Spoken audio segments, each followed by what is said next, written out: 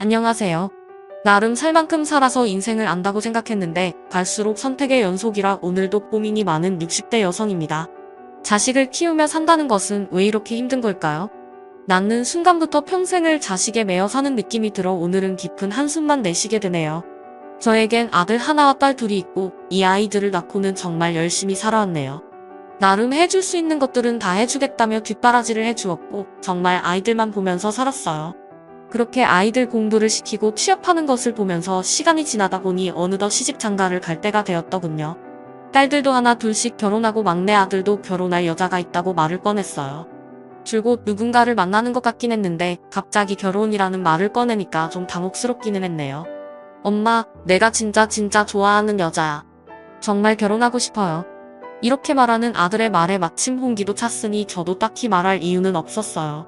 그런데 뒤이어 아들이 꺼낸 말은 뭔가 느낌이 좋지 않더라고요.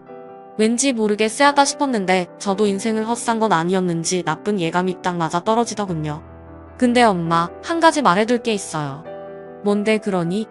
듣고 놀라시면 안 돼요. 한동안 뜸을 들이던 아들은 딱히 기복 없이 살아왔던 제 인생에 갑자기 돌을 던지는 것 같은 말을 했습니다. 저기 여자친구가 고아원에서 자랐어요. 그래서 부모님이 안 계세요. 저는 듣고 너무 놀라서 바로 대답이 나오지 않더라고요. 고아라니요? 부모님도 없이 어디서 어떻게 자랐는지 알 수도 없는 아이라니요. 부모가 없다는 사실 자체는 측은하긴 한데 이게 남의 일이었다면 아마 저는 그게 뭐가 문제냐고 말했을지 모릅니다. 하지만 사람 마음이 참 간사하기도 한 것이 이게 제 자식이랑 연관된 일이 되고 내 가족을 드리는 일이 되다 보니까 저도 이런 생각이 가장 먼저 들더라고요. 스스로에게 실망스러울 만큼 제 입장만 우선하게 되었네요. 아들은 제 눈치를 보더니 떠듬떠듬 말을 이어갔어요. 엄마, 근데 정말 좋은 애예요. 사실 말은 안 했지만 나 저번에 아팠을 때 간호해준 친구도 그 친구예요. 아들이 먼 곳으로 퇴직해서 집과 떨어져 살고 있을 때 한번 크게 다친 적이 있었는데요. 그때 너무 멀어서 제가 계속 들여다볼 수 없을 때 근처에 사는 친구가 물심양면으로 간호를 해주고 밥도 챙겨주었다는 이야기를 했었어요. 내심 혹시 여자친구가 아닌가 싶기도 했지만 역시나 예상이 맞았더라고요. 하지만 너무나 갑작스럽게 많은 것들을 받아들이고 이해해야 되는 상황이라 저도 쉽게 오케이 하기는 어려웠네요. 그래도 어쩌겠습니까? 일단 저와 남편을 비롯하여 결혼한 딸들도 불러서 함께 만나보게 되었어요. 그런데 정말 아이러니하게도 예상을 벗어나는 일이 생기게 되었네요. 다시 생각해도 믿을 수 없는 일이고 아무리 이때를 되새겨봐도 뭔가 좀 이상했던 것 같아요. 안녕하세요, 어머니 처음 뵙겠습니다. 고개를 잘 들지도 못하고 어렵게 첫 시작을 떼는 며느리의 모습이란 제가 갖고 있던 나름의 편견을 없애는 묘한 인상이 있었어요. 머릿속으로 이런저런 생각들을 하면서 전날 잠도 못 자고 나왔는데 제 예상과는 달리 참 단아하고 예쁜 아이더군요. 며느리를 보니 고아로 살아왔을 세월이 짠하게 느껴지기도 하고 그렇게 나쁘게 보이지만은 않았어요. 사람들 느끼는 건 다 비슷한 건지 가족들도 수다분해 보이는 며느리를 보고 한창 흥기가 찬 아들에게 문제가 될 것 같지는 않다고 느꼈던 것 같습니다. 며느리 괜찮아 보이는데 괜히 반대했다가 내가 장가 안 간다고 하면 어떡하나. 남편은 그럭저럭 마음에 들었는지 웬만하면 결혼 성사를 시키자고 하더군요. 사실 저도 내심 그렇게 싫지도 않았고 변덕이 심한 아들 성격에 저러다가 평생 장가 안 간다고 할까봐 좀 걱정되기도 했어요. 그래서 100% 마음에 드는 것은 아니었지만 어쩔 수 없이 결혼을 시키게 되었네요. 그렇게 아들 부부는 신혼생활을 시작하게 되었고 둘이서 알아서 잘 살기를 바랬습니다. 그런데 며느리가 생각한 결혼 생활은 그게 아니었는지 제가 전혀 예상치 못한 상태로 흐름이 진행되더라고요. 저를 비롯하여 온 가족들이 놀랄 정도로 며느리는 180도 변했습니다. 매일같이 아침마다 아들과 함께 저희 집에 오고 종일 저와 함께 있으면서 같이 장을 보고 집안일을 돕고 하루 종일 제 옆에만 붙어있는 것이었습니다. 솔직히 저희 결혼한 딸들도 이러지는 않았는데 저는 처음에 이런 생활이 실감나지 않아서 조금 당황스러웠어요. 아니 어머님 제가 있는데 왜 어머님께서 일을 하세요? 저한테 맡기시고 쉬세요. 생전 들어보지도 못했던 말을 며느리에게 들으면서 저는 어느새 며느리가 해주는 밥과 간식들을 먹으며 어정쩡하게 앉아있게 되었네요. 그렇게 매일 저와 있고 저녁에 아들이 여기로 퇴근하면 나란히 넷이서 저녁 먹고 설거지까지 다 하고 우리가 쉬는 걸 보고 가기를 계속하더군요. 그렇게 몇 주간을 지내고 난 뒤 숫기 없는 며느리가 어렵게 된 말을 듣고 며느리의 입장을 조금은 이해하게 되었어요. 어머니 저는 고아로 자라서 내내 엄마 있는 애들이 부러웠어요. 같이 음식도 해먹고 싶고 수다도 떨고 그렇게 해보고 싶었어요. 혹시 제가 너무 귀찮게 해드리는 건 아니죠? 이 말을 들으니 어찌나 며느리가 짠하게 느껴지던지요. 저도 자식을 셋이나 낳아서 알지만 부모와 아이의 관계라는 게 얼마나 많은 감정들로 뒤엉켜 있는 관계인가요? 그것을 한 번도 느껴보지 못하고 늘 간접적으로 상상만 했었다고 하니 가슴이 아팠습니다. 그 후 저도 마음을 조금씩 열고 며느리와 마주하는 것을 좀 더 편히 하게 되었네요. 제 딸들과도 못해봤던 단둘이 영화 보러 다니는 일, 쇼핑하는 일까지 빠짐없이 따라다니는 며느리를 보니 저는 왠지 늦은 나이에 어린 친구가 생긴 것 같은 마음마저 들 정도였네요. 하도 같이 장 보러 다니고 매일 운동도 같이 다니고 하다 보니 동네 사람들이 막둥이 딸이 또 있던 거냐며 너스레를 끌더군요. 그렇게 금세 2년이 흘렀고 짧다면 짧고 길다면 긴 시간 서로 눈만 봐도 무슨 생각을 하는지 알 정도로 저와 며느리는 붙어서 지냈습니다. 참 세상 일이란 모르는 거죠. 이쯤 되면 살만하다 싶을 때 모든 것을 뒤엎어버리는 일들이 꼭 일어나는 것 같아요. 내가 감히 세상을 우습게 보냐고 야단을 쳤지 말이에요. 간단하게 말하자면 제 아들이 아주 큰 사고를 쳤다는 것입니다. 원래 감정 기복이 심하고 툭하면 변덕을 부려대서 곧잘 저와 남편의 속을 썩였어요. 그런데 이제 남인 며느리의 속까지 썩이게 되었네요. 남자가 되어서 결혼한 아내를 속썩인다는 것이 무슨 의미겠습니까? 바로 술과 여자에 빠져서 도통 헤어나오지를 못한다는 거였어요. 정말 내 아들이지만 너무 괘씸하고 한심해서 며느리를 볼 낯이 없더군요. 아들이 바람을 피우고 술만 진탕 먹고 다닌다는 사실을 무려 딸들의 제보로 알게 되었어요. 딸의 말을 듣고 나니 차라리 벼락을 맞는 게 나을 정도로 머리가 어지러지랬습니다. 엄마, 영환이 여자 만나고 다니는 거 알아? 뭐? 뭐라고? 아니 세상에 그게 무슨 해괴망측한 소리야? 아니 내가 얼마 전에 영환이 점심 사주려고 회사 앞에 갔는데 생판 처음 보는 어린 여자애랑 같이 있는 거야. 팔짱 끼고 아주 가관도 아니었어. 걔는 애가 왜 그러는지 듣자마자 옆에 있던 며느리의 눈치를 바로 살폈어요. 스피커폰으로 다 들리는 상황이었고 저는 두려운 눈으로 며느리를 보았는데 며느리가 고개를 바로 푹 숙이더군요. 매일 한 집에서 살고 있는 아내의 입장에서 솔직히 모를 리가 없어 보였어요. 저는 어렵게 말을 꺼냈습니다. 얘야, 너 알고 있었니? 네, 어머니. 하고 며느리는 끄덕거리며 눈물을 참더라고요. 저는 그때 하면 안 될 말을 며느리에게 해버리고 말았어요. 다시 생각해도 가슴을 치고 싶은 말입니다. 내가 야단 칠 테니까, 다시는 못 그러게 할 테니까 내가 이번만 좀 참아주면 안 되겠니? 다시는 안 그럴 거야. 지금 생각하면 참 끔찍한 말인 것 같습니다. 며느리가 제 딸이었다면 저는 이런 소리를 감히 하지 못하고 미친 듯이 분노했을 거예요. 그러나 그런 아들도 제 딴엔 자식이라고 감싸게 되더군요. 네, 어머니. 여기서 반박하고 대든다고 해도 저는 크게 할 말이 없는 입장이었는데 불쌍한 며느리는 저 한마디만 남기고 돌아서서 집안일을 계속하는 것이었어요. 그 뒷모습을 보니 안쓰럽고 너무나 미안했습니다. 그날 저녁 저는 아들을 따로 불렀고 누가 볼까 무서워 낮은 소리로 한참을 야단쳤습니다. 그런데 아들의 태도는 영 시원치 않았습니다. 아, 알았어. 엄마 좀 그만 말해요. 내가 알아서 할게. 아, 지금 만나는 내는 헤어지면 되잖아. 아니, 내가 좋다고 달라붙는데 어쩌라는 거야. 아, 결혼 괜히 했어. 그 뒤에 나온 아들의 말은 너무 기가 차서 내가 낳은 자식이 맞는 건지 잘못 키운 나를 탓해야 하는 건가 싶을 정도로 한심했어요. 아니, 엄마 아빠한테 효도하려고 잠깐 가준 거 아니야. 그 정도면 착하고 예쁘고 딱 좋지 뭐. 아, 근데 나도 사람인데 질리는 걸 어떡해. 듣자 하니 내가 결혼시켜서는 안 될 자식을 시켰구나 싶어서 정말 하늘이 노래졌습니다. 기가 막힌 아들의 대답을 듣고도 몇 달간은 어찌어찌 둘의 생활은 이어져 갔지만 아들은 새 여자를 끊지 못하고 계속 밖으로 돌기만 하고 거기다 며느리에게 생활비를 한 푼도 주지 않았어요. 이 소식을 드문드문 듣고 있던 중 며느리로부터 전화가 걸려왔습니다. 어머니, 오늘은 제가 몸이 너무 안 좋아서 좀 쉬어도 될까요? 매일같이 집에 오던 며느리가 오늘은 집에 있겠다고 하는데 왠지 모르게 예감이 좋지 않아 그 길로 택시를 타고 가봤어요. 제 눈으로 본 광경은 과감도 아니었습니다. 아니, 눈을 뜨고 있는 자체가 수치스럽고 목이 메이더군요. 아들이 술김에 집에 있는 것들을 뭘 그렇게 다 깨부수고 집어던져놨는지 난장판이 되어 있었어요. 얼마나 울었던 건지 며느리의 눈은 퉁퉁 부어있고 제대로 뜨지도 못하더군요. 아무리 내가 배불러 낳고 귀하게 키웠던 아들이지만 더 이상은 참고 보기 힘들었어요. 아들은 도무지 바뀔 것 같지가 않았고 그렇다면 아무 잘못도 없이 이렇게 불쌍하게 있는 며느리를 계속해서 그렇게 붙들고 있는 것이 정말 죄가 될 것 같았습니다. 저는 일단 결단을 내리는 수밖에 없었어요. 큰맘 먹고 저는 며느리에게 통보를 했고 며느리는 그 말을 듣자마자 처음 들어보는 괴성을 지르며 울기 시작했어요. 우리 영환이랑 이혼해라. 유진아, 너도 내 인생 살아야지. 저 혼자서는 못 살아요. 어머님, 이렇게 엉망이 된 집에서 그런 남편과 살면서도 자기를 버리지 말라는 며느리의 울음소리에 정말 더는 안 되겠다는 생각이 들었어요.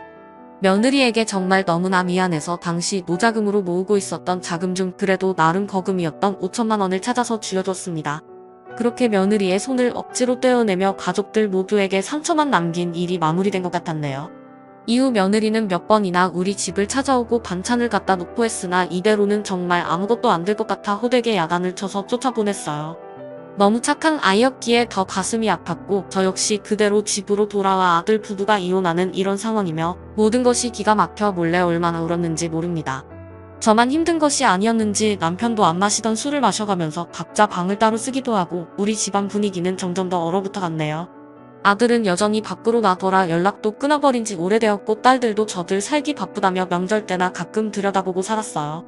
저는 나름 적지 않은 나이에 이런 풍파를 겪게 된 게 너무 기가 막히고 억울하기도 하고 우울증까지 찾아와서 여간 힘들 게 아니었네요.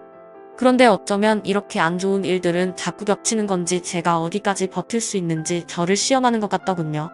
지병이 있었던 남편이 갑자기 위독해지게 되었어요. 우리 나이가 적은 편은 아니었으나 그래도 나름 경제적으로나 건강 관련된 부분에서 크게 문제는 없다고 생각하며 살아왔어요. 하지만 정말 모든 게 한순간이더군요. 저는 뭔가 준비하고 받아들일 새도 없이 순식간에 남편의 죽음을 맞이하게 되었습니다. 세상 일이 다 진저리가 나고 험하게 느껴질 지경이었네요. 몇십 년을 내 곁에 당연히 있어주는 사람이었고 만년으로 갈수록 아들로 인해 둘 다 마음고생이 심하긴 했지만 그래도 서로 한 집에 있으면서 겨우겨우 버텨냈던 것 같아요.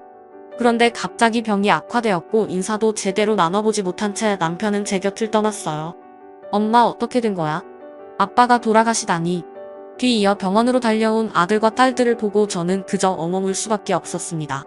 그나마 애들이 도와줘서 겨우겨우 장례를 치렀고 남편이 남긴 것들을 나중에야 정신 차리고 정리를 하게 되었어요. 이제서야 마음을 좀 바로 잡으려던 차에 저는 또 발목을 잡고 나락으로 떨어지는 일을 겪게 되었습니다. 아니, 애들 아빠 유산이 없다고요? 네, 사모님 아드님 앞으로 다 돌려져 있더라고요. 유언장에도 명시되어 있었는데 사모님께서는 모르셨던 사실입니까?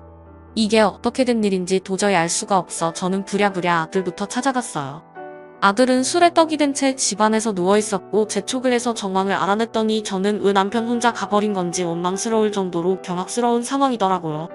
아들은 우리와 연락을 끊은 몇 년간 술과 도박, 여자에 빠져 살면서 수많은 빚을 져버렸고 저를 볼 면목이 없으니 자기 아빠를 찾아가서 끝도 없이 돈을 타냈던 모양이에요.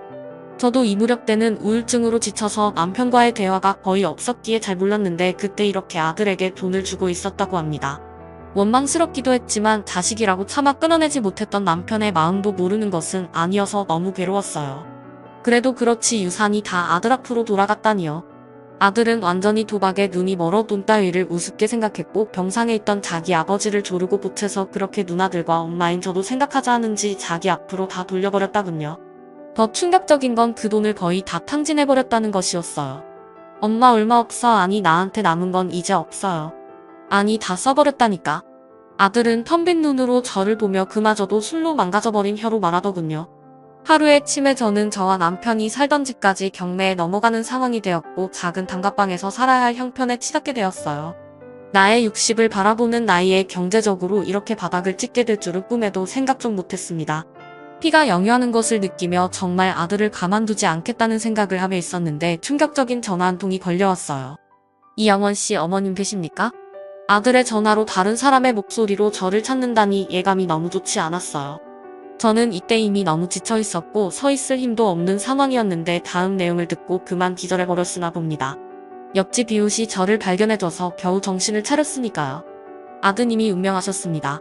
아들이 빌린 돈을 갚으러 왔던 사람들이 집에 찾아왔다가 하도 반응을 하지 않으니 문을 부수고 들어왔다가 아들의 유서와 마지막 모습을 발견했다는 것이었어요.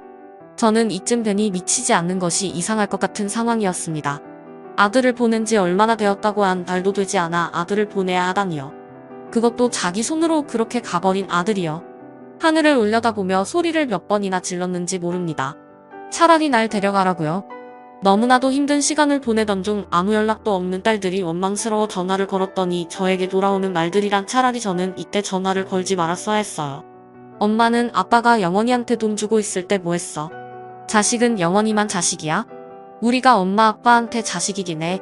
그렇게 영원히 감싸더니 그게 이런 결과야. 나는 엄마처럼 안 살아 연락하지만 이 말을 듣고 저는 정말 모든 걸 다 끊어내고 싶었어요.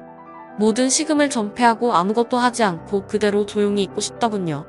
이따금씩 옆집 이웃이 들여다보면서 자꾸 걱정하고 뭔가 주는 바람에 겨우 버티기는 했지만요. 점점 두통도 심해지고 이제 울음도 나오지 않고 먹는 것도 불규칙해 허기도 제대로 느껴지지 않아서 멍하니 누워있기만 했어요. 그런데 어느 날 누군가 문을 두드리더니 겨우 일어나서 대답을 했는데 왠지 목소리가 낮이 익었어요. 나를 아는 사람인가 싶었는데 정확히 제 이름을 부르는 것이었어요.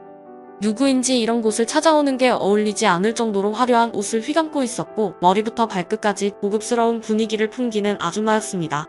왠지 얼굴 낯이 있는 것 같기도 하고 아닌 것 같기도 해서 조금 헷갈리던 차에 그 아줌마의 입에서는 충격적인 말이 나오더군요. 어머니, 저 유진이에요. 어머니 며느리요. 기력이 하나도 없어 일어날 수도 없었지만 그래도 있는 힘껏 눈을 뜨고 찬찬히 다시 얼굴을 봤어요. 살이 조금 찐 것 같긴 했으나 분명 며느리 이미 틀림없었어요. 절색도 적고 낯선 분위기가 가득했으나 얼굴은 분명 맞았어요. 아니 어떻게 이곳을 겨우 입을 때는 저를 며느리는 와락 끌어안더니 어멍 울더군요. 한참이나 그렇게 울고 저도 그만 그간의 삶에 대한 서러움이 터져나와 영문 모를 울음이 쏟아져 나왔어요. 서로 부둥켜 안고 우느라 각자의 어깨가 너무 젖어서 입막할 정도가 되어서야 몸을 떼었습니다. 며느리는 제 아들과 이혼한 후 좋은 남자를 만나서 재혼을 했고 남편의 사업이 잘 되어 점점 부유하게 되었다는 겁니다. 한동안 세상과 연을 끊으며 지내왔던 제가 듣고 어렴풋이 알 정도면 상당히 유명한 곳인 듯 했습니다. 어쩌다 절 찾게 됐는지 물었고 그 뒤에 하는 며느리의 대답은 정말 심금을 울리더군요. 어머니, 저에게 처음으로 엄마 같은 애정을 주셨던 건 어머니였어요. 맨날 얻어맞고 바보 취급을 당하던 저를 사람 대접해 주셨잖아요. 저에게 엄마란 어머니의 이미지 밖에 떠오르지가 않더라고요. 저는 그닥 잘해준 것도 없는데 듣는 내내 그저 울음만 날 뿐이었습니다. 제가 찾아가는 거 싫어하실까봐 그렇게 꾹 참아왔는데 도저히 견딜 수가 없어 얼마 전에 다시 알아봤더니 어머니가 힘든 상황에 계시다는 걸 알게 되었어요. 그래서 신뢰를 무릅쓰고 이렇게 찾고 찾아서 여기까지 오게 되었어요. 내 배아파 낳은 아들도 딸들도 나를 버렸는데 이 아이는 내가 뭐가 볼 게 있다고 이 흠이진 동네에 있는 저를 찾아온 것일까요? 그 뒤에 이어지는 며느리의 말은 꿈인지 생신인지 혼란스러울 정도의 제안이었습니다. 어머님, 저희 집 근처 아파트를 하나 얻어놨어요.